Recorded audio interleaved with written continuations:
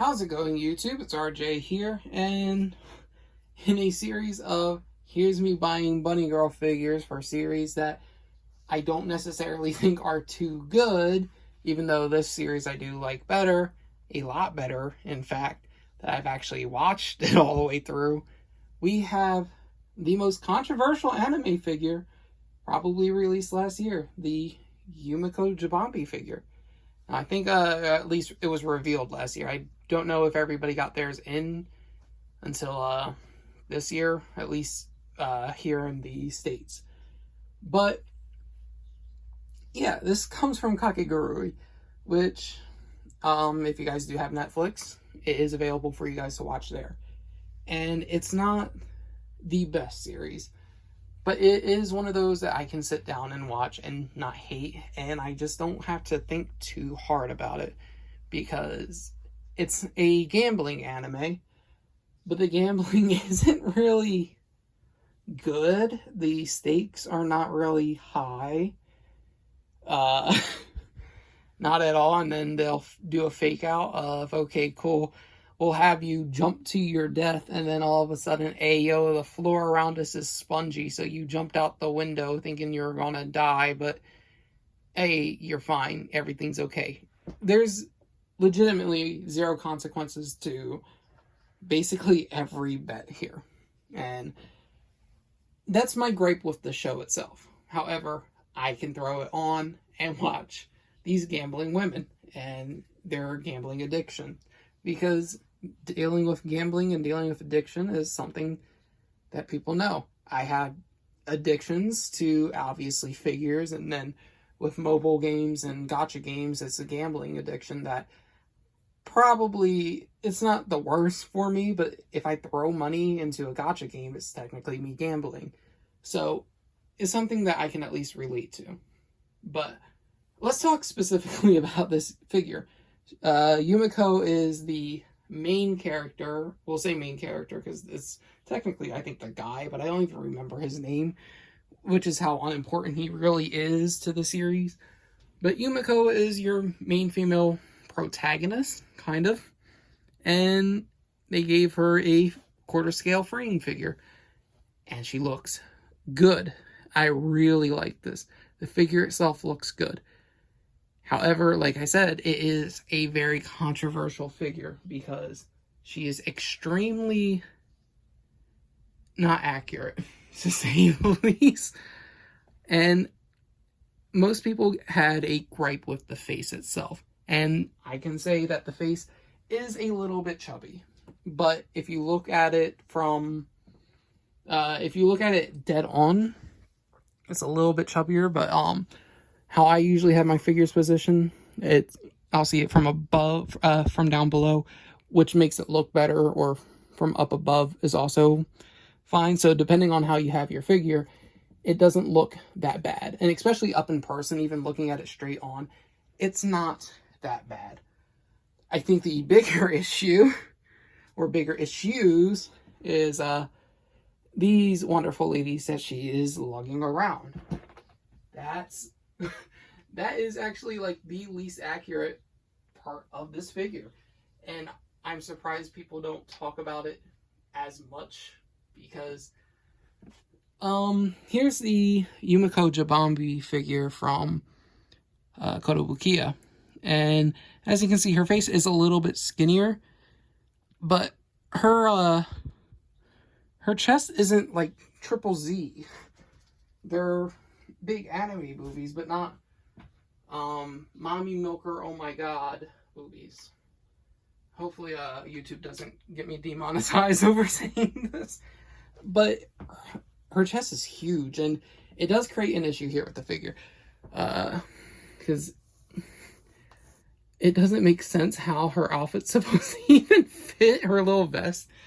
But we can talk about the details of the figure. So with this bunny girl figure, it's not a standard bunny girl, it's a casino bunny girl, which I realized is a thing from playing a Konosuba game where they had casino, minor tangent, they had like a casino themed bunny girl outfits, and then they do have like these little vests. And I think that's really cool because that works with the gambling theme. But it doesn't fit her properly. And I think if Freeing shrunk it a little bit, I think this figure would kind of be like, could be people's favorite figures. And then let's talk about just like the quality of the figure itself. For Freeing, the hair sculpt is fantastic, because usually Freeing does kind of just basic head sculpts. I have 3 in my collection: Yumeko, Magical Senpai, and then the Megamine bare-legged one. And out of all of them, this is the best hair sculpt. Even though I do think Kotobukiya did a better job technically, because the hair is not all clumped together. Because, I mean, technically you'll still have, we'll see here, the pieces, they end up in what? 1, 2, 3, 4, 5, 6, 7, 8, 9, 10, 11, 12, 13, like 15 different clusters. It looks like about 15, which with the Kotobukiya one, the hair is a lot more looser.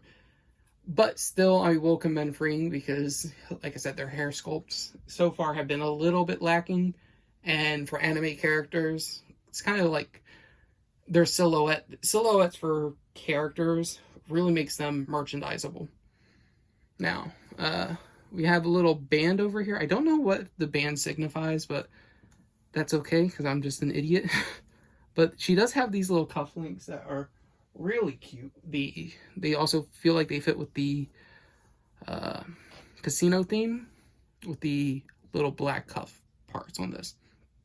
And then, of course, she's holding a little stack of cards, a little hand of cards, and I think it's cool. And I really like the choice that they did to give her a red suit with the red tie. I think it does wonders for her versus just your standard black, because it would clash a little too hard with her hair, I think. But I mean, I wouldn't complain. I probably would have still bought it anyway, because I did want to get this Yumeko figure. And I do hope they release a Mary figure, but if they don't, I'm not going to complain too hard, because they have a My Ethos Mary figure that I have on pre-order, and I cannot wait to buy, because that figure looks fantastic.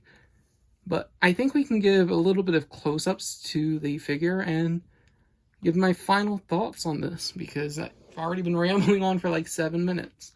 So we'll go back into handheld mode, because these figures are just massive. She's my biggest figure by far, and she looks stunning.